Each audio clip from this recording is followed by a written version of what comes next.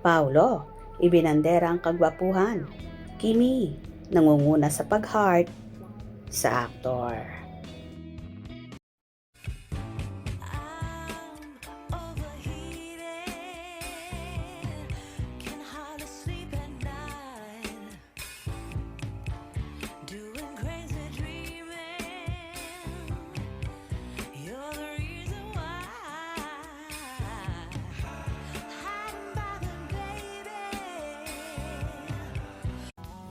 Nagbahagi nga ang kapamilya star na si Paula Abilino ng video kung saan hinihikayat niyang manood ang madlang people ng kanilang serye ni Kim Chiu ang The Alibi na ipalalabas sa Free TV mamayang gabi sa ganap na alas 8. Ang serye kasi nila ang pumalit sa FEJs ang Batang Quiapo ni Coco Martin kung saan nagtapos ito noong nakaraang Biyernes.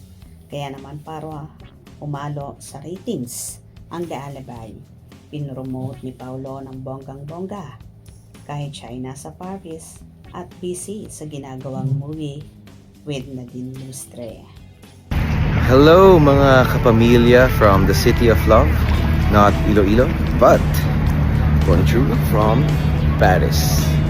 Ayan mga pamilya, mamayang 8 PM na po, ipapalabas ang The Alibi, ang buong katotohanan.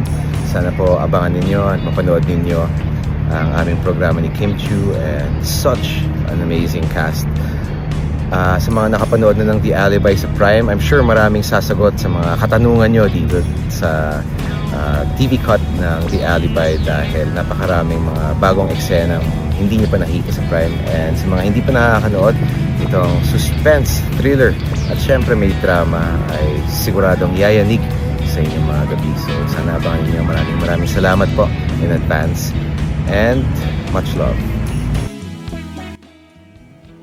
Anyway, nangunguna ngang mag-heart si Chinita Princess sa naturang video na yon ni Paulo. Kaya naman, marami ang kilig na kilig.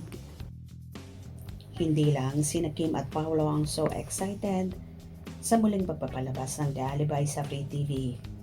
Kahit ang kanilang supporters ay ramdam ang pagmamahal sa dalawa. Manood kami pa kahit tapos na sa Prime. Hehehehe. San ka mang panig ng mundo, laging kasama mo kami nakasuporta sa'yo. Dahil love namin kayo. Ingat palagi, Pao. We will watch The Alibi all over again. Ready na, Pao? Mamaya, manood ako ng The Alibi. Take care, Paulo Abilino. Napanood ko na siya sa Prime, pero panonoorin ko pa rin siya mamaya. Naglugda po ako sa signal para mapanood ang The Alibi mamayang gabi.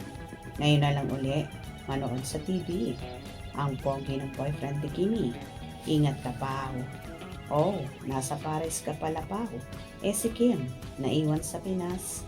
Yes, Pao, kahit napanood ko na sa Prime Video, excited pa din akong panoorin ulit ito sa Free TV. Kapamilya Channel dahil madami pang scenes na hindi pinapalabas sa Prime. Hello, my loves. Abangan namin yan. Abangan namin yan, Pao, kasi bitin ako sa Prime. Parang ang sakit ng ending. So fresh and handsome. Iba aurahan. Binisita na kasi ng babe niya.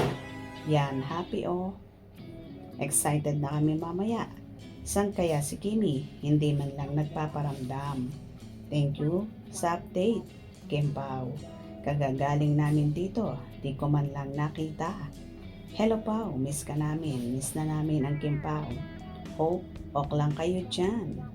Hawak mo ang beat. Ang gwapo.